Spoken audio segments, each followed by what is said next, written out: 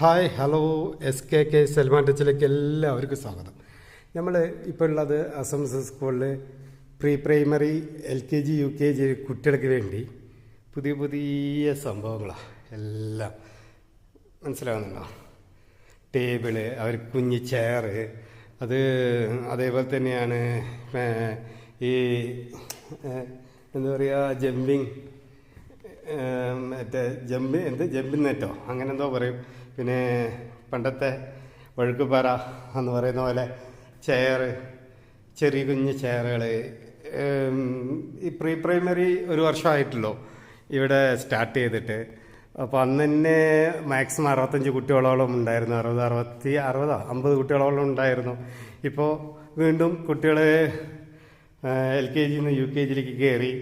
അങ്ങനെ പ്രീ പ്രൈമറിയിൽ നിന്ന് LKG കയറി, LKG നിന്ന് UKGയിലേക്ക്, അങ്ങനെ ഓരോന്നും ഓരോ രീതിയിൽ കണ്ടല്ലേ. ഇതൊക്കെ അതിൽ പെട്ടതായിരുന്നു. അപ്പോൾ അതവർക്ക് വേണ്ടിയുള്ള TV, അത് LED, നമ്മൾ ഫിംഗർ കൊണ്ട് തന്നെ നമുക്ക് വരയാനും മായ്ക്കാനും അതിൽ തന്നെ ഒരുപാട് ഓപ്ഷൻ അങ്ങനെ ഒത്തിരി കൊടുത്തിട്ടുണ്ട്. ഈ SMS സ്കൂളിൽ തന്നെ കുട്ടികൾ ഈ സാലറി സാർ ഉണ്ടാകുന്ന സമയത്ത് തന്നെ ഓരോന്ന് ചെയ്ത് അങ്ങനെ ഒത്തിരി ഇതാക്കിയ പ്രീ പ്രൈമറി ആയിരുന്നു. അപ്പോൾ ഇന്നിപ്പോൾ യാത്രയപ്പം മറ്റുള്ള കാര്യങ്ങളൊക്കെ ആയിട്ട് ഒത്തിരി അതിൻ്റെ തിരക്കിലും പിടിച്ചതായിരുന്നു. അപ്പോൾ ആദ്യം കാണുന്ന നിങ്ങൾ സബ്സ്ക്രൈബ് ചെയ്യുക, ചാനൽ പിന്നെ ലൈക്ക് അടിക്കുക, കമൻറ്റ് ചെയ്യുക. അപ്പോൾ നിങ്ങളുടെ സ്കൂൾ കുട്ടികളെ അധികം ഇങ്ങോട്ട് ചേർത്തുകയാണെങ്കിൽ അത്രയും 1 മുതൽ 8 വരയ്ക്ക് ഇപ്പോൾ പോകും. 10 വരയ്ക്കും പോകും.